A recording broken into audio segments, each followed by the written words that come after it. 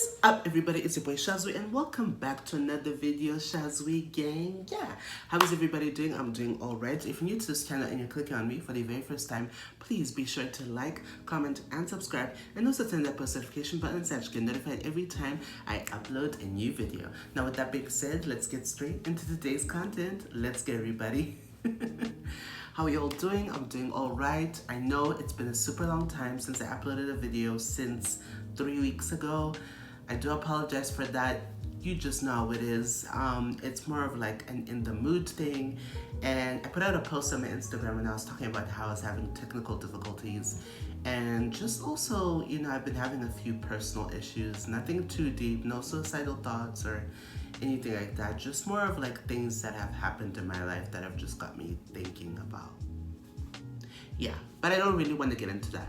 So you've come here for a game review, and that's what I'm going to be giving you guys today, a game review. I'm super excited to be doing this video. This is a game that I've been just repeatedly playing. Just this entire game series is the best game series of all time. There's no game that just tops this. I'm awestruck. Like, I'm just so excited to be doing this. And I actually tried filming this video during the time that I was in quarantine, when I was in a different room, but then it just didn't come out right. Just the mood was just off. I was making mistakes, so I was like, let me put that off and then post that today. So, if you guys haven't already, you know, if you guys can tell by the title of today's video, I'm going to be doing a review of Naughty Dog's game, The Last of Us 2. Going to be doing a review of that. I'm going to be making a few references to the first game as well. And without further ado, let's get straight into this video. Okay, calm down. Honestly, I really did miss making videos. I love you guys.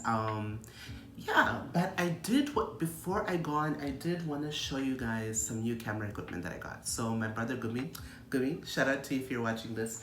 He sent me some new camera gear for free. No charge, nada. He was just like, I'm just going to send you all of this. From who? Okay, you look at that for me, okay. That's a really awesome thing. Yeah, so he got me a camera, which I'll show you. It's in here. It's there. Cover thing is blocking it, but that's basically, it's the camera in there. And it's a Panasonic Lumix G7 is the name of the camera, which is pretty cool. Came out, I don't know, some years ago. Really nice camera. I'm gonna enjoy filming on this. So he sent me his camera, and he also sent me two other things actually. He sent me the camera, and he also sent me this microphone, which is also really awesome. I needed headphones to make sure that I tested out the mic. So I actually bought some headphones about a week ago as well, which are somewhere here. I'm literally all over the place. I just got these ones, super cheap, really basic ones, just to help me set that up, and really cheap. I think I actually got those for like $11, literally 11, 12 bucks. This is what I love about this country. This is what I love about America, is that you can just get a cheap deal on like pretty much almost anything. I love it. But I expect the quality to not be as good though. So be very wary about online shopping. That's the advantage of physical shopping, is you can actually see what you're buying right there and then. And the last thing it got me is a tripod, which I actually have not opened yet. I don't know why I haven't opened this package. I'm so sorry, y'all. This video is now turning into like an unboxing video, and that was not my intention at all. But I just wanted to share like this equipment with you. Like, he's so nice. He actually shared all of this with me, and I'm super excited to try out all of this equipment and just see how it will visually change my channel, which it definitely will. So just expect for things to change. I love my iPhone camera. It's been really good to me. I love you, which is what I'm using right now. But you know, that's the thing about being a YouTuber and being a content creator and just being a human being in general, is that you evolve, you know? You want to get better and better. You want to improve upon yourself and what you bring out into the world. And that's exactly what I want to do with this channel is, you know, I want to produce new content. I want to visually put out things differently. You know, I want to be on the same par as, you know, like the MKBHDs and the Unbox Therapies, and, you know, not necessarily in terms of doing the same kind of videos, but just, you know, you got what I'm saying, whereby like my editing is that good and where I can like, you know, all of that. I just need more better investments in like technology and stuff like that. Bro, college life is not fun, guys. It is fun, it's got its ups and downs, but it's time to upgrade, you know what I mean? So that's that. For those of you that are not familiar with The Last of Us, it's basically a survival game series about a post-apocalyptic world that has been overrun by the cordyceps fungal infection, which actually is real. The cordyceps infection is real. It's basically a fungus that tends to infect only insects and arthropods. So you can literally search this anywhere on YouTube, wherever, National Geographic, and you can see it infecting the insect or arthropod. I think in the video that I watched, it was like an ant, and like it'll go straight to your brain. So it's like a parasite. And basically it'll take it over your mind. You'll act a little weird or strange, or they will just affect, like make you lethargic or just not be yourself. And eventually you'll die. And when you die, there are these basically spore bodies or stalks that, you know, sprout from your head. And eventually those will burst with spores, which will travel through the air, hoping to be ingested and to infect other insects / arthropod hosts. So how The Last of Us is that it takes that exact science, but it just over exaggerates it, obviously for entertainment purposes. And so you play with this guy named Joel, who in 2013, there's an outbreak of the cordyceps infection. It's mutated in such a way that it can affect humans. And pretty much people start going crazy.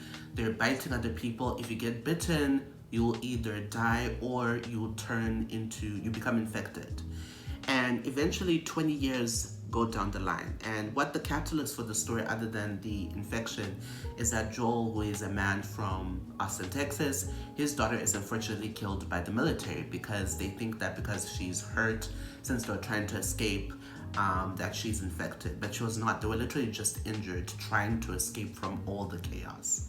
So his daughter is killed. Now Tommy is just left with his younger brother Joel. Joel is left with his younger brother Tommy. And 20 years have gone down the line. And now it's 2033. And Joel now finds himself in the Boston, in a quarantine zone. And pretty much the first game was about how Joel is basically smuggling a girl named Ellie, 14-year-old girl named Ellie, out of the Boston QZ all the way to this organization known as the Fireflies, because she's immune from the virus, from the infection. It doesn't affect her, and they're trying to basically use her DNA, her blood, whatever, sample from her body to basically come up with a vaccine or a cure. And yeah, that's pretty much what it is. And so at the end of the first game, you have Joel, who ends up killing the surgeons and killing a bunch of people to basically save Ellie, because he finds out that in order for them to create this vaccine, she's gonna have to die, and he's grown attached to this girl who initially didn't care about. To him, it's like she is his daughter. And so yeah, kills a bunch of people, including Marlene, who is the girl that instructed Joel to like take her and stuff.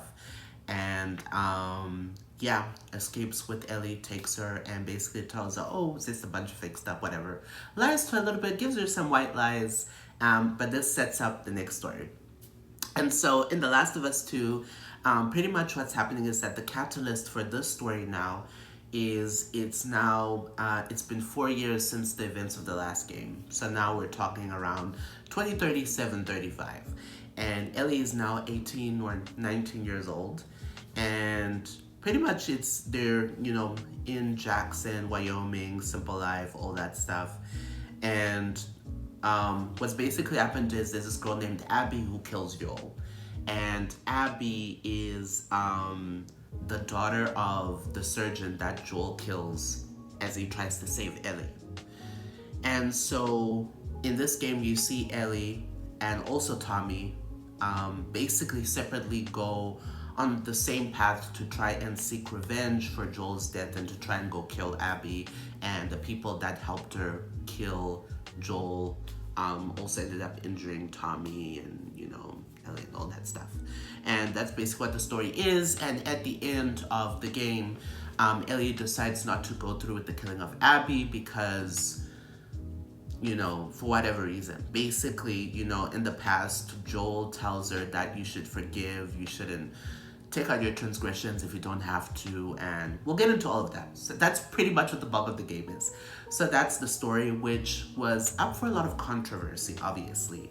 Now, this game obviously was a huge smash. It sold like 4 million copies in a short period of time. Outdid the first game by miles. Had great reviews, although it was a subject of review bombing, which is where you have really good reviews, but then the actual fan reaction is different. It was very polarizing because you have people like me who think this game is a masterpiece, who think it's like absolutely amazing. In fact, I only have one critique for this game. But then you have the other half of people who obviously take issue with Joel dying, how he died, and a few other things. And we'll get into those critiques soon. So, the next thing that I want to talk about in addition to the story is the actual gameplay, okay? Gameplay. So, it's either you're into story more in games or the actual gameplay or both, right? And the gameplay is just magnificent. It's perfect. I mean, the first game was perfect. This game, like, really is just... If the first game was perfect, this game is just infinitely perfect. It's just a masterpiece. It's exquisite. Whatever words can be used to just take it up a notch. They really did their thing with this game. Even though it's a PS4 game, it seems like a PS5 game. Like, just even from the very beginning, just seeing how the facial features have changed a little bit to get with the times. The movements in the game are much sharper. Also just things like nature in this game, you know, as you're able to hide in shrubs and in grass and stuff like that. Just the movement of the wind, the fact that you leave footprints behind, the fact that when you move through something, you actually push it or like you're bumping into it. You know, the little things like that, those accuracies are just really good. You know, just the attention to detail is incredible, and they really picked it up a notch. The gameplay is much sharper. I also love the way you fight. You know, it feels more satisfying too.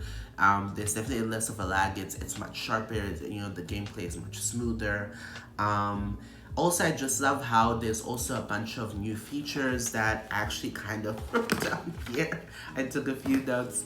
But basically just things like, I like how you can do prone, which is basically like when you're able to basically crawl, which is really cool. You're able to also fit through cracks more often.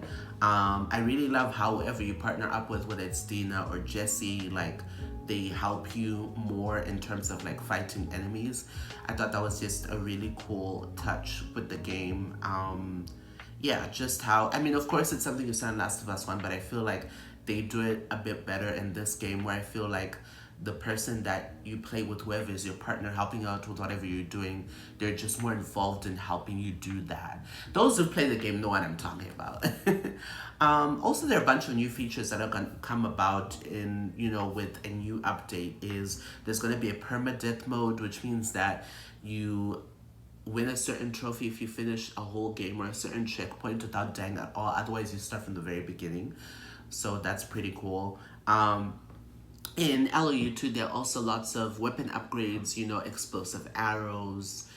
There's a certain type of bomb that Abby uses. She doesn't use a Molotov, but she uses a specific bomb. Yeah, and just lots of mods, lots of like supplementary mods that you can use. Initially, I felt like the listen mode wasn't as good as in the first game, like it didn't cover as much of a range. But actually, when you finally upgrade to like the latest, you actually see, oh no, you actually can like see a lot. Like it's, and also at times it's not necessarily necessary to have a listen mode that spans a very great distance, because your enemies are much closer. So yeah. Also, the enemies in this game are much smarter this time. I feel like there's a lot more viciousness depending what you're fighting. Especially the scars, they're funny. I love their whistling. That was a really cool thing. But yeah, I really, yeah, just a lot of things, you know, to think about. I haven't played this game in a bit. I actually just finished Last of Us 1 on a harder difficulty just recently on hard, because a while back I had finished it on normal, did it on hard. I plan to do more difficulties too, so it's just really cool. There's the endure upgrade, whereby if you're on literally the last drop of blood, or you're on a part where like you're supposed to have died, if you're on the endure upgrade, you can actually survive on literally very little, like no blood. It like lets you basically survive more, and you're not slowed down, you can still be active. So that's just a cool update. Also there's the breath stabilizer. So basically if you're like using a scope or something like that, or just aiming in general, if you press L3, it lets you stay still, so it's just easier to shoot. So just little like details like that, you know, updates just make for a very wholesome, really amazing experience. You know, I get if you think LOU1 is better in terms of story or whatever, but no one can deny that the graphics and just the gameplay of Last of Us 2 are unmatched. And it makes sense why I won Game of the Year, in my opinion. It makes sense. Like, I agree with that. Okay. But I'm open to playing other games like Ghost of Tsushima and all that. So in this game also, like, instead of like using shifts to open certain rooms that you can't, this time you just find the key, because Ellie always has a shiv with her, like that knife. So there's like no need to like require you to have a shiv in order to, you know what I mean, because she has that knife with her. So that's actually a really cool thing. Also there's new infected, we have shamblers, which are like the most disgusting thing you ever see. Basically shamblers are like a mutated kind of bloater type thing, but like different. So it's like a shambler is basically a mutation as a result of the Seattle environment, which is very wet and it rains all the time. So it has like skin that looks like it has boiled water that's just been thrown onto that person. Like, think of having burning water being thrown on you. That's how the skin looks like. And it's got a bunch of like pustules and tomato looking thingies all over it. And the interesting thing about the shambler is that you can actually see its face. Its face is there. So that's a really interesting thing. So actually, like, if the shambler is actually not hard to kill. Initially, I found it difficult to kill it. I thought it was hard because it's kind of like a bloater whereby you shoot it multiple times, but it's not dying. It takes a while. But all you need to do is just aim for the head. If you aim for the head, then you kill it. Within 1 or 2 shots, it's dead, because its head stays intact. So you can actually see it's a human face, because the head stays intact, but everything else is like, ugh. And the sound that it makes is just this, it's spooky, but it's also like disgusting. And also, like, whenever you kill it, it also like shoots out an acid cloud. So the bloater can do acid bombs, like throws, but like with the shambler, it's just more deadly. It's more potent the way it does it. But yeah. Also, yeah, shamblers. We also got the Rat King, which is like an amalgamation of multiple infected put together. Funny enough, I actually found it had an easier time killing the Rat King than I did with the thing that pulled itself off of the Rat King. Like, that little thing, like, first of all, it's fast. It's got the intelligence of a stalker, and it can still throw acid like bombs and stuff. I was like, I think I had to repeat that part like 6 times, 5 or 6 times. I swear to you, the first time I did that through, it was hard. Like, I hated it. I literally was so tempted to like change the difficulty just to get through that part. But somehow, by God's grace, I got through it. That was hard. Because like, you're in this space where it's like you don't, like, there's space to move through, but it's like there are just so many walls and stuff. And it was just so annoying. But anyway, I'm happy with that. I also really love that the new locations in this game, so obviously Seattle is the main one, that's where you spend most of your time. You go to Scar Island, which is a pretty cool place. It's nice that we got to experience a very different setting, one that's more, not medieval, but just more old times with like the wooden cottages and just a simpler, primordial way of life that the Scars follow. That whole cult thing was just really interesting to see. Yeah, and also going to California to Santa Barbara, that was also a really cool thing to see, just seeing Ellie on the beach and you know all of that stuff. Just really cool locations that we see in this game, and the graphics, again, I have to say again, are just superb. Just made the experiences feel much better, much cooler, that I was in this like film type of thing. It was just amazing. It was amazing. There's lots that I could go on with this game, but we can move on from the gameplay because this is a lot. The biggest critique of this game was obviously the fact that Joel died, but Joel dying actually makes sense because if he didn't trust the wolves going into that house, then him and Tommy would have been killed by either the weather or would have been killed by all the infected, because they're literally being chased by loads of infected people. So yeah, so there was no way that they were gonna survive if they didn't go with the option that they chose. One of three things was gonna kill them: either the wolves, which they ended up doing with Abby. Oh, sorry, not kill them, kill Joel. So it was either the wolves or the infected, of which there were hundreds of them out there. So many, you can't win at that. You will run out of ammo. You will get, yeah. And the blizzard. It was really coming down. It was bad.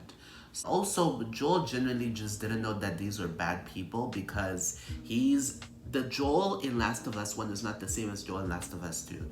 He's not the same kind of rough, kind of vicious guy. He's not kind of like a hunter, sort of stronger person. He's at his weakest in this game. He's not as strong as he was before. But obviously, if Joel was aware that these people were bad, then obviously he wouldn't have gone. He would have gone berserk or just run away or whatever he would have done normally. So yeah, you just have to consider that the times are different, and you have to be realistic in that you can't just go around killing people and not expect consequences. So that's, you know, I just feel like people are just pissed, they're just being big babies, and they're not realizing that the way things happen is realistically how things would happen. And in terms of Ellie not killing Abby in the end, I'm happy she didn't, because I actually enjoyed the fact that you got to play with Abby. I feel like it was actually, she had more epic fights. Not necessarily she's more fun to play with. I still prefer Ellie, excuse me, but but I just love the fights that she has fighting the Rat King, going through that hotel with Lev, and all of that stuff was just really, really cool. It was just fun to actually be able to play with this quote-unquote enemy, but getting that different perspective was actually really interesting, and I actually love how they tackled this game, and I think it's superb. I have no issue with it.